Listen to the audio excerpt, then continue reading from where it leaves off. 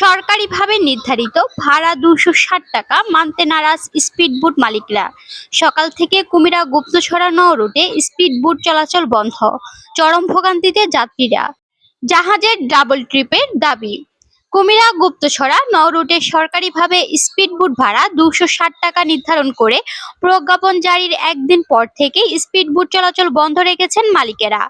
আজ ভোর থেকে রুটটিতে কোনো স্পিডবোট চলাচল না করায় চরম দুর্ভোগে পড়েছেন সাধারণ যাত্রীরা। জানা যায়, কিছুদিন আগে জ্বালানি তেলের দাম বৃদ্ধির অজুহাতে কোনো সরকারি প্রজ্ঞাপন ছাড়াই স্পিডবোট ভাড়া ৫০ টাকা বাড়িয়ে ৩০০ টাকা নির্ধারণ করা হয়েছিল।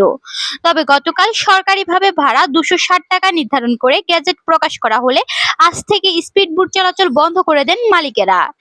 এদিকে বর্তমানে আবহাওয়া অনুকূলে থাকা সত্ত্বেও স্পিডবোট বন্ধ থাকায় ঘাটে ঘাটে যাত্রীদের ভিড় বাড়ছে। জরুরি প্রয়োজনে যাতায়াতকারী মানুষ পড়েছেন চরম ভোগান্তিতে।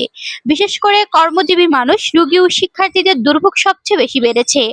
সাধারণ যাত্রীরা জানান, স্পিডবোট বন্ধ থাকায় শিপ ও ফেরিতে অতিরিক্ত চাপ সৃষ্টি হয়েছে। তাই যাত্রী দুর্ভোগ কমাতে দ্রুত শিপের ট্রিপ সংখ্যা দ্বিগুণ করার দাবি জানিয়েছেন তারা। একই সঙ্গে সবাইকে শিপ ও ফেরিতে যাতায়াত করার আহ্বানও জানিয়েছেন সচেতন মহল।